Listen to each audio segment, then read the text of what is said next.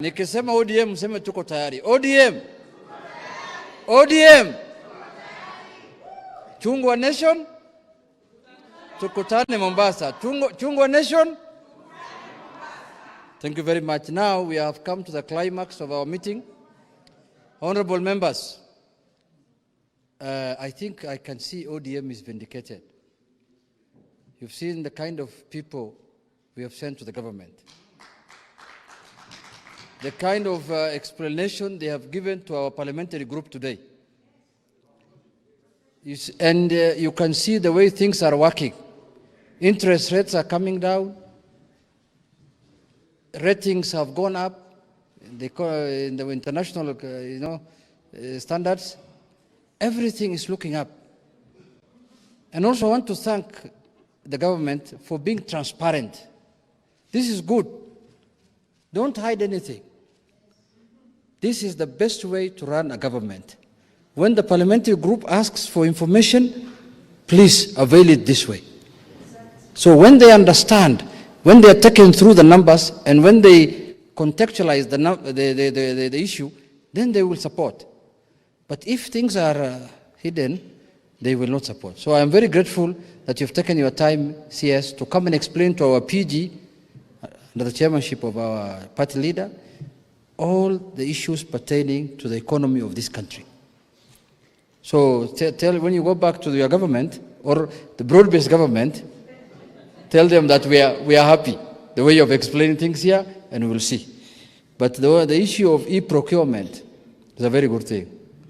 The only thing members are asking, you come slowly because they are not sure who will be keeping the servers, where the servers will be kept, whether it's in Treasury or somewhere else.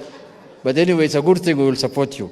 And then the issue of privatization that you have raised, I will speak about it, and the issue of securitization, all that, you have explained it very well, and we are happy with it. Now, ladies and gentlemen, because all protocols are not allowed anymore, ladies and gentlemen, can we be upstanding to welcome our party leader, the Right Honorable Raila Odinga. Wapi makofi?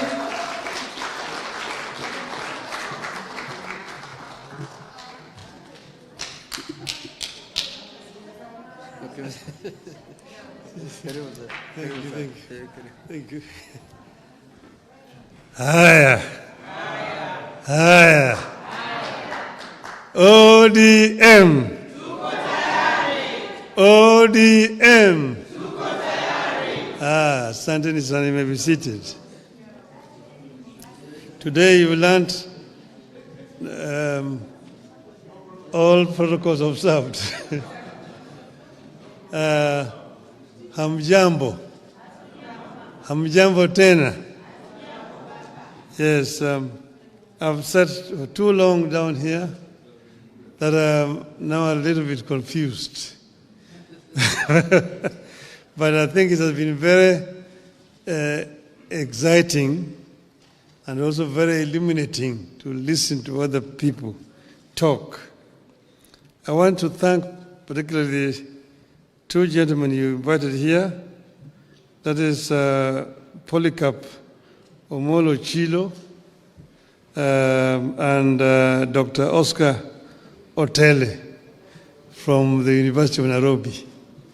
I found their contribution very informative indeed, and with a lot of humor and good touch.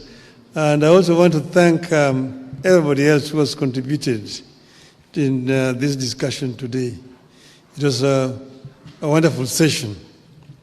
We thought that it is necessary for us, before you go back, to have a PG, because you have not had a PG where you also brought the party leadership to talk to you together. And we felt that we should do it before the end of the year, particularly before we go for the jamboree in Mombasa. So I'm not going to bore you with a very long speech. There's a few things that I put together that I want to say. About a year ago, we got together with the UDA party to help steady the ship of the Kenyan nation that had been hit by extreme turbulence and faced a reality of collapse. Some people may not even know exactly where we were, but because I had a first inside impression of what was happening, we were very much almost on the precipice. Because as you see, after so many days of demonstrations, you saw that eventually the military were on the streets.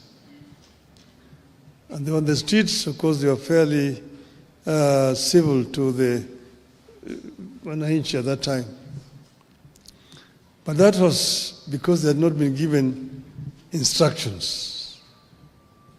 And you know, there is what you always all the time talk about, the chief of defense forces. Once the military are given instructions, they execute. And we are almost there. We're almost there. So he said, it's better to have a country that is civil, where leadership can be replaced through the ballot rather than through the bullets. And that was one of the reasons why we did what we did at that time. The coming together started informally, with some of our members joining the government. We later formalized the arrangements through a memorandum of understanding, signed publicly with UDA and shared widely with the public. This far, a core agenda of our coming together has been achieved. We have a stable and peaceful country. We beat back the chaos and created an environment in which you can agree to disagree without staring at a collapse. I recognize and appreciate the role our MPs continue to play in the realization of this noble goal of preserving the nation. As I've said before, whatever the differences and misgivings we have as parties or leaders, we must have a country first. Only then can we set about discussing how to perfect the nation's imperfections and even who is to lead the nation. This is a core belief of our party. We stand for and with the country and act in the interest of the people of Kenya. I am convinced that Kenyans want Kenya to stand, and we stand with them on this. Ronald Reagan used to tell Americans, and I quote, "If we ever forget that we are one nation under God, then we will be a nation gone under," unquote. As Kenyans, we know only too well what happened to nations that went under. Some took too long to come back, others never made it back at all. Kenya must never tempt that fate. As a party, we must never be ashamed to remind the people that we can never accept collapse as an alternative path to power. We must never be shy to remind the country that as a party, we have pursued compromise before and will pursue it whenever necessary in the interest of the nation. We had the option of staking it out to the bitter end in 2007-2008. All we needed was to insist that we would not engage in any talks with our opponents. But we saw the danger of Kenya collapsing, and we opted for compromise for the sake of Kenya. We steadied the ship when the gridlock threatened the Uhuru Kenyatta administration. In order to make the country move forward and pass some of the agenda that was seen to be pro-people between 2018 and 2022, ODM had lent a hand. We asked for no titles or positions in return. We insisted only on better policies and programs for the people of Kenya and reforms so that we would not witness the repeat of what had happened in 2017. History indicates that each time the leaders of this country have come together, some great things happen.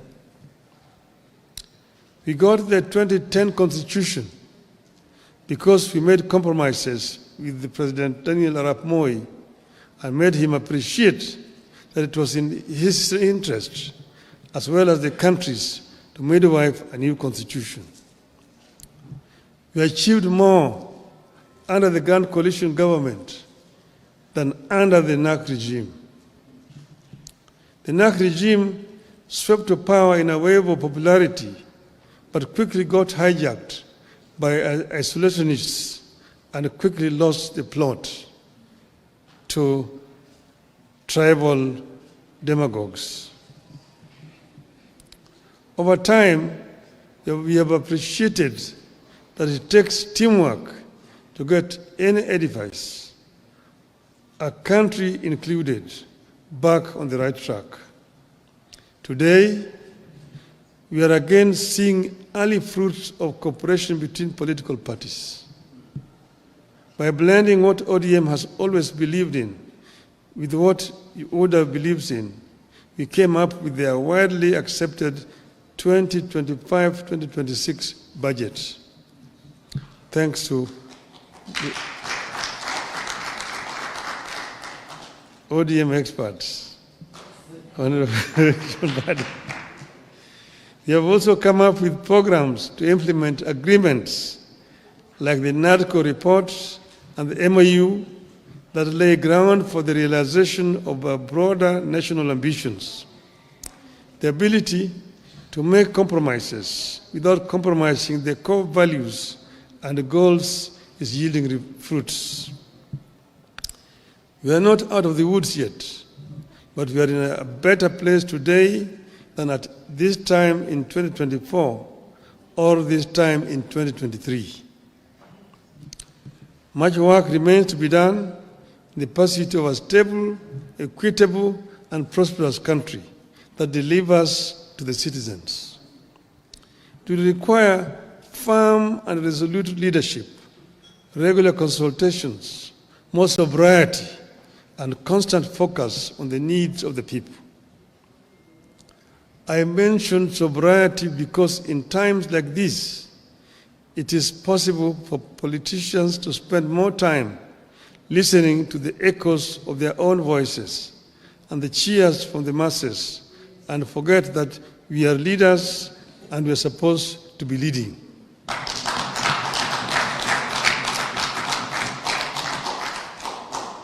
In times like this, it is possible to be lost in competing campaigns or populism and forget that leading means making decisions that may sometimes invite booing instead of cheers. I have been there. I've been cheered and have been booed. I was once set up against the people when I set about clearing the ground for the Thika superhighway and the bypasses around Nairobi. Today, everyone claims credit for Thika superhighway and the bypasses. My colleagues in Parliament once disowned me when, together with KANU, I championed the Constitution Review Commission that laid the groundwork for what became the 2010 Constitution and which everyone claims credit for today. So my appeal to you as we embark on some of the legislative agenda coming up is that you should never feel powerless or feel like giving up because populists around you are seeking popularity at the expense of leadership. When they call you Baba and someone sets the homestead on fire, does Baba join the burning of the homestead just because it looks like exciting, or does Baba help to put out the fire? Does Baba release his sons and daughters to add fuel to the fire, or does Baba ask his children to fetch water? I know you know the answer. There's a time to lead and a time to acknowledge cheers. Popularity surges and wanes. Cheering masses come, change, and go.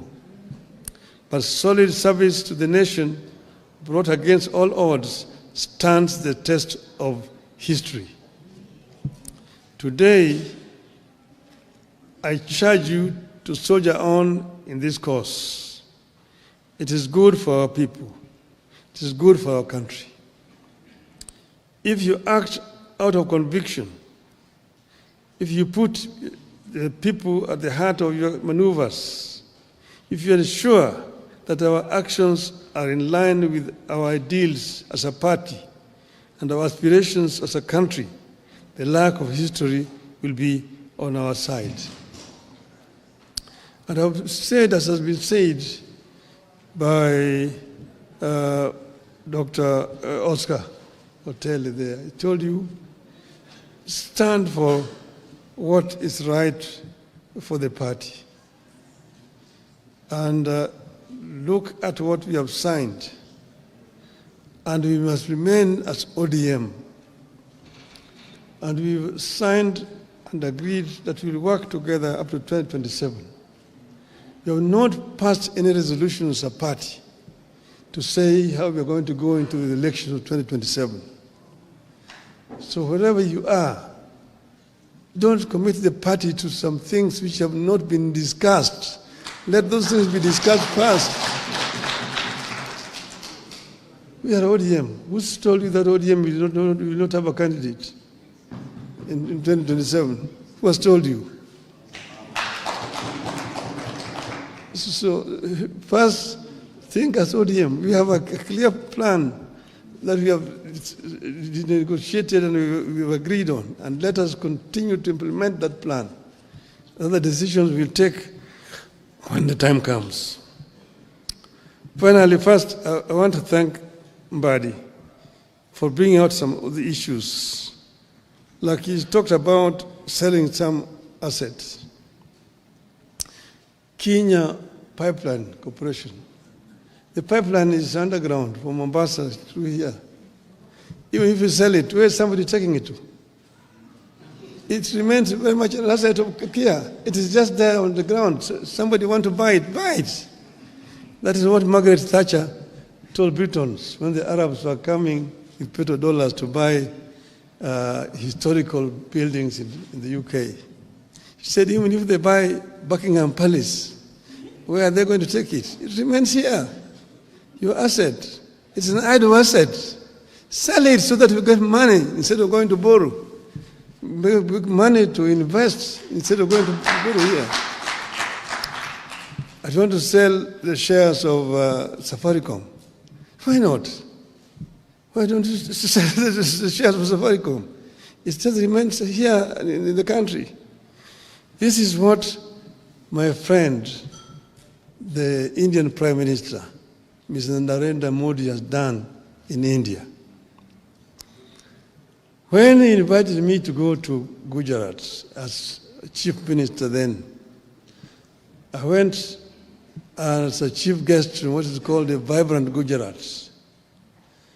And there were many people who had been invited from outside India. And I was in a panel discussion with some of the Indian conglomerates, the Tata, Ratan Tata, the Adani groups, and all this together. And we saw how many deals were being signed, people coming to invest in Gujarat. State of Gujarat is one of the states of India. The economy of Gujarat was growing at the rate of 13% per annum, compared to 5-6% of other states. Gujarat, the population of Gujarat is 60 million people, bigger than Kenya. So I asked Bodi, how did you manage to achieve this? He went into his bookshelf and brought me a piece of legislation. He said, this is the secret. This was a PPP law of Gujarat, which he said, make it simple like this. It will attract people to come and invest in your country. Armed with that legislation, I came here and I presented it to the cabinet. And I told him what I saw in Gujarat is something astonishing. We approved the memo in the cabinet. It was then given to then Minister for Finance, who was acting, Mr. Michuki, to go and prepare a cabinet memo. When he took it to the mandarins in the treasury, they manipulated it, changed so many things. By the time they brought it back to the cabinet, it was a different document. I told them, who will come, who will want to risk his capital with these kind of things you put in this law? It was passed and brought to Parliament, passed, no investors came because there were so many restrictions and private capital is risk shy. But when I was there, they took me. They took us. I was in that delegation as a prime minister. I'd gone with the current prime cabinet minister, Mr. Mudavadi. We were with President Ruto at that time, with Chris Obure, who was a minister for public works. I was a big delegation. We were taken to a place called Mundra, a port, where they had built, Modi had given just land to Adanis, 5,000 hectares of land, marshland near the sea.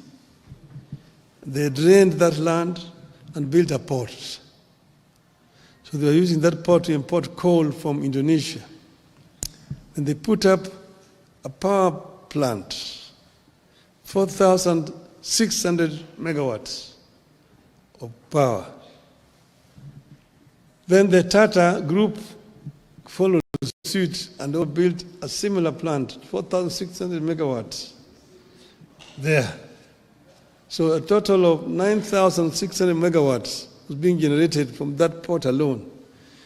Our total generation capacity in this country today is not even 3,000.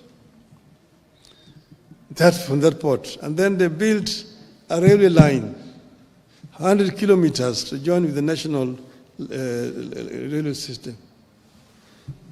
A sleeping village of 5,000 people rose to become a town of 200,000, eventually now 500,000 people. And investors came to invest in that place. They even built an airport in that place. Okay? Then I can give you so many other examples. So you find the same people, Adani, are given them Bombay. Bombay airport used to be so dilapidated, fly infested and so on. They could have constructed Bombay airport. Today, Bombay airport is so efficient when you go there. You go and look at the Delhi airports. When Modi eventually became Prime Minister of India, he now replicated what he had done in Gujarat in the whole of India. Within the time that he has been the Prime Minister for 10 years, they have constructed 130,000 kilometers of railway line through PPP. They have, in almost every state in India has got 2 international airports in India. All this being done through PPPs. And that's why when Adani came here to want to do this airport, and too much noise was being made in Parliament for no reason at all. And they pulled out. The airport is just like here, it is.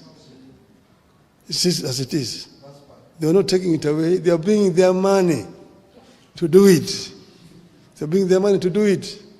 And they will charge for over 30 years so that they don't charge so highly. That's what would have happened. Now, a similar arrangement is happening in Kigali. So the Qataris are building a Kigali International Airport in the same terms like Adani wanted to do here. So Kigali is going to be the hub in this region, not Nairobi, because of noise being made by other parties which were also interested in doing what Adani was supposed to do and paying people down under the table to make noise every day in the newspapers. Shame on them. Shame on them. We need to wake up as a country, because if we don't wake up, we're going to continue to sleep. There's many opportunities that are available for us as a country. We as ODM must remain ODM and remain focused, because the country needs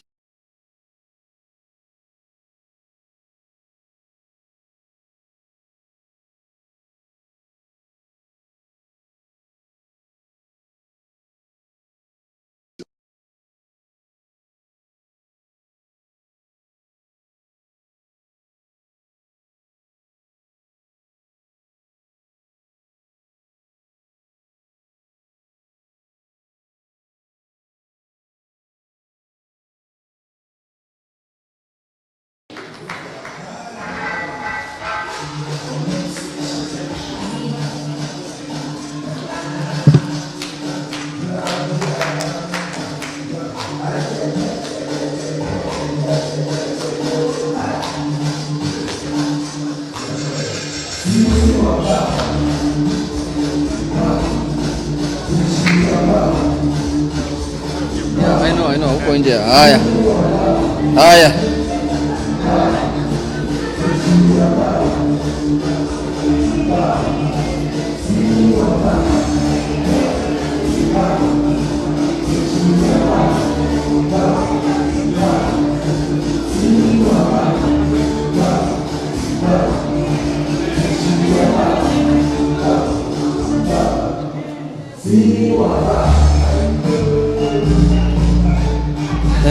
أنا هالكام فدي مارك ما. Ogor kasi abeje. واحد من الأوفر دي مال. Aye.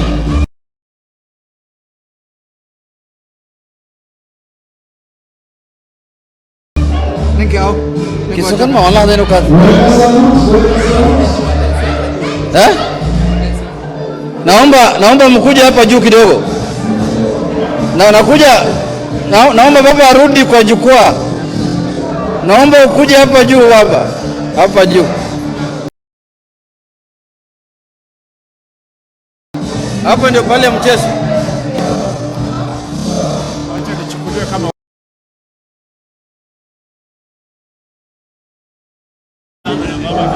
kuja hapa.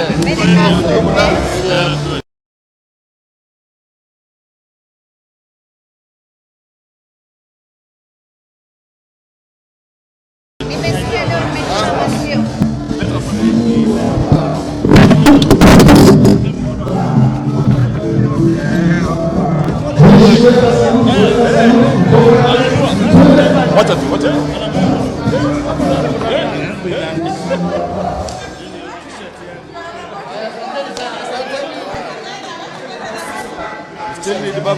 Weka moja tu. One more. One more.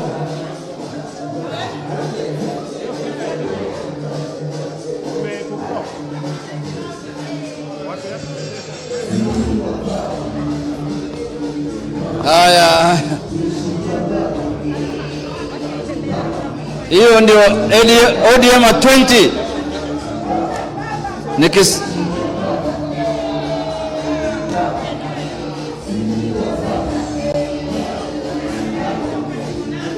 Haya, asanteni sana.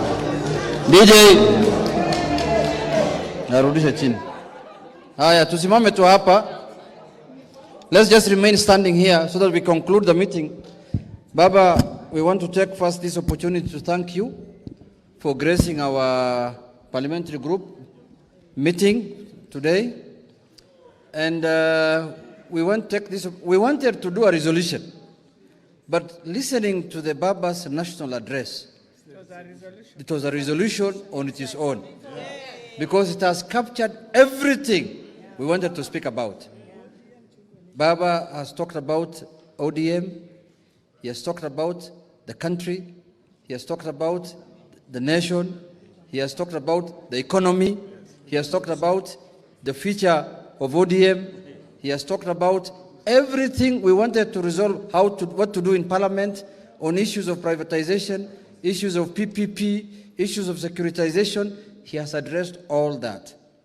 So we are going to take Baba's speech and disseminate it to members of Parliament individually and tell them whenever an issue arises, refer to Baba's speech. Yes.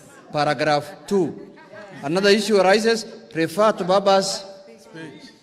Another issue of economy, refer to Baba's speech. Issue on politics, refer to Baba's speech. Issue on broad-based government, refer to Baba's speech. If you are in doubt, refer to Baba's speech. And if you want to know more, refer to Baba's speech. That is the position we have taken.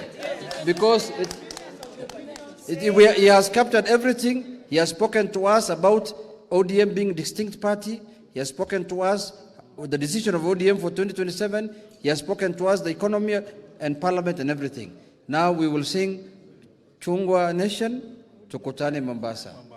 Chungwa Nation, Tukutane Mombasa.